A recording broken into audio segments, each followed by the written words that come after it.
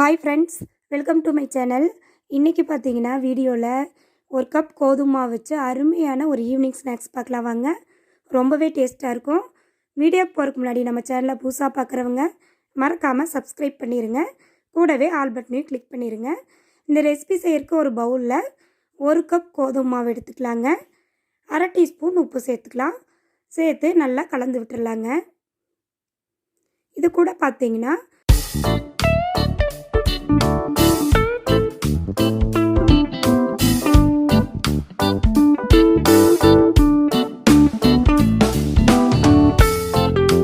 ஒரு அரை டீஸ்பூன் ஓமத்தை கையால் இது போல் தேய்ச்சிட்டு நம்ம இந்த மாவு கூட சேர்த்துக்கலாங்க. நம்ம முறுக்குக்கெல்லாம் போடுவோம் இல்லைங்களா, அந்த ஓமந்தான். இது போல் கலந்து விட்டுக்கலாம். எல்லா மாவுலேயும் கலக்கணும். அதுபோல் நம்ம கையால் நல்லா கலந்து விட்டுடலாங்க. இது கூட பார்த்தீங்கன்னா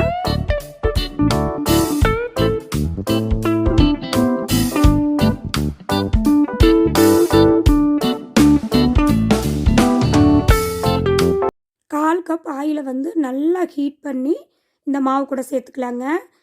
ஆயில் ரொம்பவே ஹீட்டாக இருக்கும், அதனால் கையால் கலந்து விட முடியாது. இது போல் ஒரு ஸ்பூன் வச்சு கலந்து விட்டுக்கோங்க. ஆயில் நல்லா ஹீட்டாக இருக்கணும். அப்போ இந்த மாவு பார்த்திங்கன்னா கையால் பிடிச்சு பார்த்தா பிடி வரணும், அந்தளவுக்கு இருக்கணும். சப்போஸ் உங்களுக்கு பத்தலைன்னா ஆயில் மறுபடியும் கூட நீங்கள் கொஞ்சம் ஹீட் பண்ணி இது கூட சேர்த்துக்கலாங்க.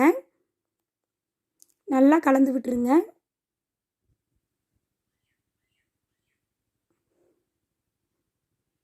இது நீங்கள் மைதா மாவு வச்சு கூட செய்யலாம்.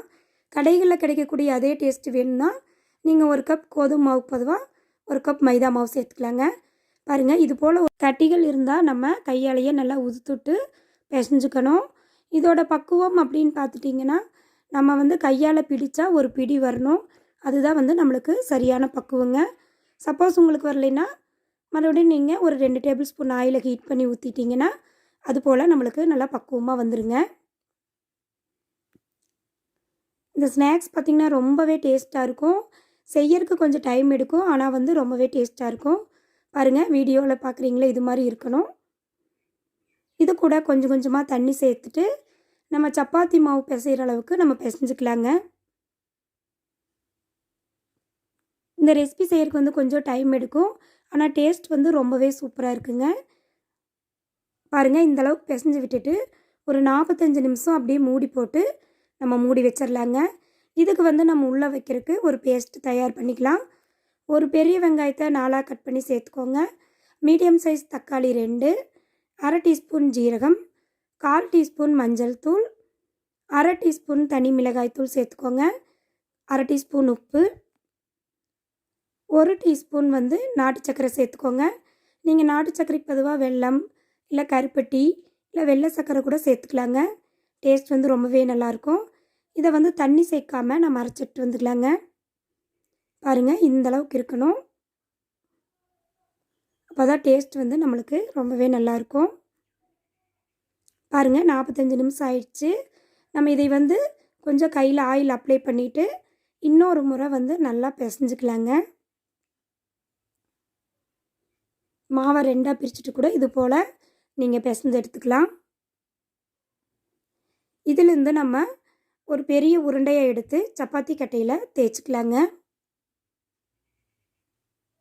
நம்ம ஓரளவுக்கு கொஞ்சம் தடிமனாகவே நம்ம சேர்த்துக்கலாம். ரொம்ப மெல்லிசாக தேய்ச்சோம்னா நம்ம உள்ளே அப்ளை பண்ணுற பேஸ்ட் வெளியில் வந்துடுங்க. இது போல் தேய்ச்சிட்டு நம்ம ரெடி பண்ணி வச்சுக்கிற பேஸ்ட்டை இந்த சப்பாத்தி மேலே நம்ம அப்ளை பண்ணிக்கலாங்க. ஒரு ஸ்பூனால் எல்லா பக்கம் படுற மாதிரி நம்ம அப்ளை பண்ணி விட்டுடலாங்க.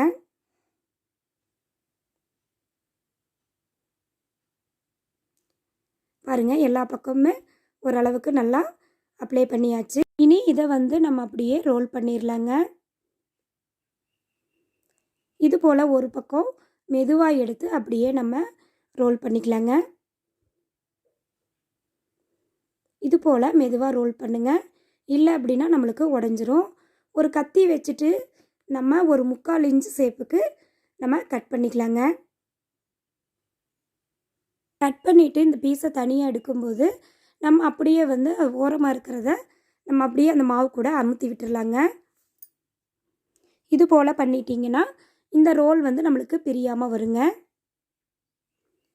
மிச்சம் இருக்கிற மாவுலையும் நான் வந்து சப்பாத்தி போல் தேய்ச்சி இது போல் ரெடி பண்ணிக்கிறேங்க.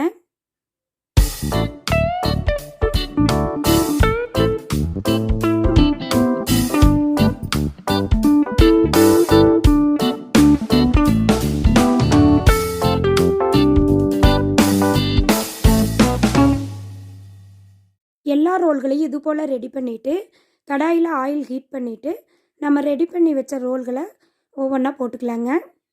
அடுப்பு வந்து மீடியம் ஃப்ளேமில் இருக்கணும். நம்ம அடுப்பை ஹை ஃப்ளேமில் வச்சுட்டா இது கரியறதுக்கான வாய்ப்பு இருக்குங்க. இது போல் ஒன்றோட ஒன்று ஒட்டாமல் நம்ம எல்லா ரோல்களையும் போட்டுடலாங்க. நம்ம ரோல்களை போட்ட பிறகு உடனே வந்து நம்ம திருப்பி விடக்கூடாது. ஒரு நிமிஷம் வந்து நம்ம அப்படியே விட்டுறலாங்க. ஒரு நிமிஷம் கழிச்சிட்டு நம்ம வந்து மெதுவாக திருப்பி விட்டுறலாங்க. 2 புறமும் வெந்து கோல்டன் ப்ரௌன் ஆகணும். அந்த ஸ்டேஜில் வந்து நம்ம எடுத்துக்கலாங்க. ஸ்கூல் லீவில் வீட்டில் இருக்கிற பசங்க ஏதாச்சும் வித்தியாசமான ஸ்நாக்ஸ் கேட்டாங்கன்னா இது போல் நீங்கள் ட்ரை பண்ணி பாருங்கள் நல்லா வெந்து வந்துருச்சு. இனி வந்து நம்ம அப்படியே ஒரு தட்டுக்கு மாற்றிக்கலாங்க. ரொம்பவே டேஸ்டியான ஒரு அருமையான ஈவினிங் ஸ்நாக்ஸ் ரெடி. இந்த வீடியோ பிடிச்சிருந்தா சேனலை மறக்காமல் சப்ஸ்கிரைப் பண்ணிடுங்க, லைக் பண்ணுங்கள், ஷேர் பண்ணுங்கள், கமெண்ட் பண்ணுங்கள். பாருங்கள் நம்மளுக்கு எல்லாமே ரெடி ஆயிடுச்சு.